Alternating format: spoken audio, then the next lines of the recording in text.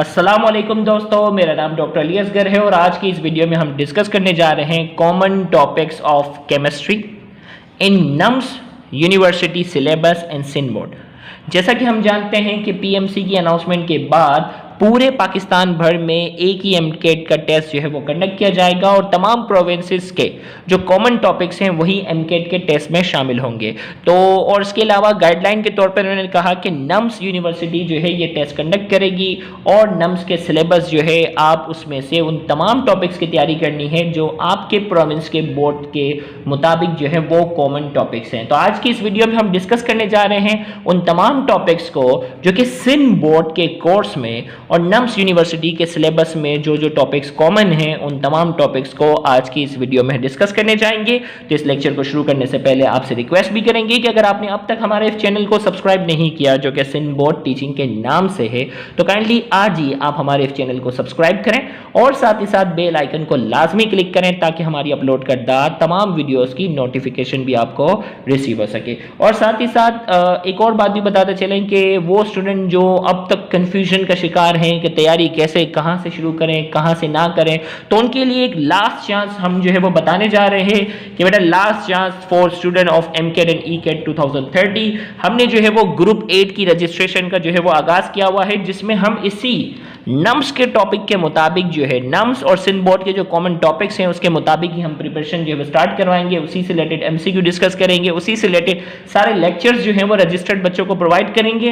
तो याद रहे अगर आप इस ग्रुप में रजिस्ट्रेशन करवाना चाहते हैं तो लास्ट डेट ऑफ रजिस्ट्रेशन जो है वो 7 अक्टूबर है और 8 अक्टूबर से हम हर हाल में इस ग्रुप को इंशाल्लाह स्टार्ट करेंगे। रजिस्ट्रेशन की मजीद मालूमात के लिए इस वीडियो की लिंक डिस्क्रिप्शन में आप जाकर जरूर देखिएगा, उसमें पूरी डिटेल है कि इस ग्रुप में रजिस्ट्रेशन किस तरीके से करवाई जा सकती है। तो आइए हम स्टार्ट करते हैं। आइए सबसे पहला टॉपिक हमारा नम्स के सिलेबस के मुताबिक introduction to fundamental concept of chemistry. Fundamental concept of chemistry में आपके पास पहला कॉन्सेप्ट है एटॉमिक मास का, empirical formula, molecular formula, mole, stoichiometry, Avogadro's number, limiting reactant. इन तमाम टॉपिक्स को आपने जो है वो क्या करना है, अच्छे से समझना है और समझने के साथ साथ इनके न्यूमेरिकल्स की भी आपने क्या कर लेनी है, अच्छे से प्रैक्टिस कर लेनी है। तो इनके अच्छे से न्यूमेरिकल की प्रैक्टिस करने के बाद आपके पास अगला जो है वो है एटॉमिक स्ट्रक्चर। अब एटॉमिक स्ट्रक्चर में आपके पास एटॉमिक स्ट्रक्चर का जो चैप्टर है वो बहुत ही डिटेल है। अब देखो इसमें क्या क्या चीज़ हट गई, सिग्निफिकेंट फिगर नहीं है, देखिए ना भाई क्या कमी हुई, सिग्निफिकेंट फिगर नहीं है, क्या कमी हुई, लॉगरिथम शॉर्ट हो गए, इसके अलावा राउंडिंग ऑफ डेटा वाले जो टॉपिक है वो कम हो गए ना, कोर्स इंक्रीज नहीं हुआ डिक्रीज हुआ। यही आपको समझाना चाह रहे हैं वो बच्चे जो पैनिक क्रिएट कर रहे हैं, खुद तो परेशान है, खुद तो कभी किताब खोलकर देखी नहीं है, दूसरों को भी डराना है अब नम्स का सिलेबस होगा क्या नहीं होगा। तो ये याद रखना, ये पहली निशानी है फेलियर बच्चे की, जो छोटी सी बात पर भी जाकर जो है वो अजीब सी जो है वो पैनिक क्रिएट करना शुरू कर दे, दूसरों को भी कंफ्यूज करे, खुद भी कंफ्यूज होना शुरू हो जाए। तो बेटा ये सबसे बड़ी निशानी होती है एक नालायक स्टूडेंट की, जिसने अपनी किताबें भी कभी खोल के देखी नहीं होती, ना ही वो जो है वो कभी पॉजिटिव सोचते हैं। तो याद रहे कि ये काफी आपके टॉपिक्स जो है वो काफी हद तक कम हो गए। अगला जो आपके पास है एटॉमिक स्ट्रक्चर, जिसमें आपके पास पहला डिस्कवरी ऑफ इलेक्ट्रॉन और प्रॉपर्टीज ऑफ कैथोड रेज पढ़नी है, discovery of proton, properties of positive raise पढ़नी है, डिस्कवरी ऑफ न्यूट्रॉन और प्रॉपर्टीज ऑफ न्यूट्रॉन पढ़नी है। इसके बाद आप जो है वो रदरफोर्ड एटॉमिक मॉडल पर चले जाएंगे, जिसमें डिस्कवरी ऑफ न्यूक्लियस हुई थी, हाइड्रोजन स्पेक्ट्रम यानी नील बोहर का मॉडल भी पढ़ना होगा हाइड्रोजन स्पेक्ट्रम के लिए, X-rays in atomic number, quantum number, concept of orbitals, shape of orbital और इलेक्ट्रॉनिक कॉन्फ़िगरेशन ऑफ एलिमेंट्स हैं यहाँ तक। तो ये आपके पास ये चैप्टर भी बहुत हद तक क्या हो गया है, मिनिमाइज हो गया। बहुत सी फजूल चीज़ें जो हैं आपके चैप्टर्स में जो लिखी हुई हैं, अब आपको क्लियर पता है कि मुझे इन टॉपिक्स के बारे में क्या करनी है, अच्छे से कमांड हासिल करनी है। फिर इसके बाद जो अगला टॉपिक है वो गैसेस के हिसाब से है, प्रॉपर्टीज ऑफ गैसेस आपने पढ़नी है, Boyle's law, Charles law, general gas equation, kinetic molecular theory, ideal gas equation, जिसे आइडियल वैसे अगर देखा जाए तो जनरल गैस इक्वेशन और आइडियल गैस इक्वेशन दोनों सेम है, सही है। नम्स के टेबल में ये डबल लिखा हुआ है लेकिन बोथ आर द सेम। तो इनके न्यूमेरिकल, इनके लॉ को आपने अच्छे से समझना है। फिर इसके बाद अगर लिक्विड्स की अगर बात की जाए, properties of liquid, vapour pressure और बॉइलिंग पॉइंट, अगर आप इसमें जहन में रखें तो विस्कोसिटी वाला टॉपिक तो नहीं है, अगर जहन में रखें सरफेस टेंशन वाला टॉपिक तो नहीं है। तो यहाँ आपका कोर्स जो है वो इंक्रीज नहीं हुआ, आपका कोर्स जो है वो क्या है, डिक्रीज हुआ है। इसी तरीके से फिर इसके बाद जो है, इसके बाद आपके पास है सॉलिड सॉलिड में आपके पास जो है वो टाइप्स ऑफ सॉलिड का टॉपिक जो आपके सिन बोर्ड में है, properties of crystalline solid, amorphous solid इनकी प्रॉपर्टीज हैं, melting point, crystal lattice, unit cell, crystal and their classification, वही होता है ना क्यूबिक सिस्टम कौन सा है, ये सारा सिस्टम आ गया, आयनिक सॉलिड, मॉलिक्यूलर सॉलिड और यूनिट सेल, ये तमाम, यूनिट सेल 2 बार लिख दिया गया बाय मिस्टेक, लेकिन ये तमाम चीज़ें जो है वो सॉलिड में आपके पास आएंगी।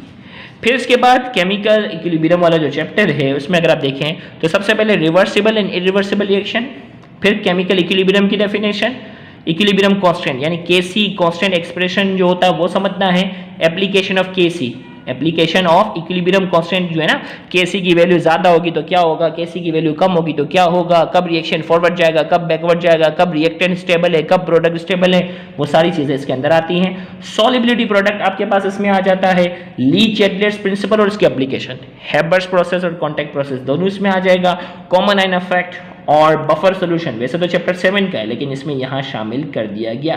तो इससे आपको क्या फ़ायदा मिला, इससे अगर आप जहन में रखें तो आपके पास जो है वो पीएच वाले न्यूमेरिकल नहीं आएंगे, पीएच का टॉपिक हटा दिया गया, एसिड वाला, बेस वाला, ये सारे जो है वो चैप्टर 7 के जो मेन थे ना वो टॉपिक्स कुछ क्या हो गए हैं, इसमें से कुछ कम हुए हैं, आगे कुछ आएंगे भी, तो पीएच वाले टॉपिक्स नहीं है। फिर उसके बाद reaction kinetics, rate of reaction, determination of the rate of a chemical reaction, rate and velocity of reaction, specific rate constant, factor affecting rate of reaction, order of reaction and it's determination. तो ये सारे, जैसे मैं पास paper chapter 8 के solve कर रहा था तो उसमें क्या था, ज्यादातर सवाल पास पेपर में ऑर्डर ऑफ रिएक्शन के थे, बाकी ना होने के बराबर ही थे। तो ये चैप्टर 8 के आपके पास जो है वो टॉपिक्स हैं, यानी चैप्टर 8 में आपके पास ये जो फैक्टर्स अफेक्टिंग इसमें है, ऑर्डर, तकरीबन ऑलमोस्ट चैप्टर 8 पूरा ही इसमें शामिल है।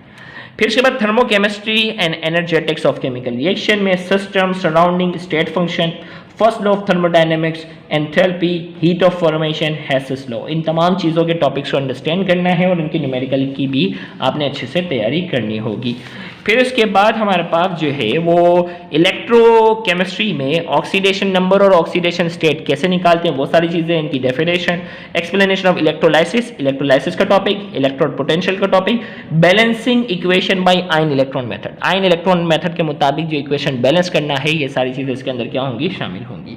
फिर इसके बाद आ जाता है केमिकल बॉन्डिंग, और केमिकल बॉन्डिंग में कुछ definition, atomic radii, ionic radii, ionization energy, electron affinity, electron negativity, bond energy, bond length, bond energy से रिलेटेड बहुत सवाल पूछे गए थे, टाइप्स ऑफ बॉन्ड जिसमें ionic bond, covalent bond, coordinate covalent bond शामिल हैं, ionic character of covalent bond, sigma bond, pi bond, hybridization and its types and shape of molecule, कितना डिटेल में हमने समझा, postulate of VSEPR theory and its application, ये तमाम topics हमने जो स्टार्टिंग के रजिस्टर्ड ग्रुप है उसमें बेहतरीन अंदाज से किए हैं। उम्मीद है कि इसमें कोई टॉपिक ऐसा नहीं है जो आपको परेशान करे।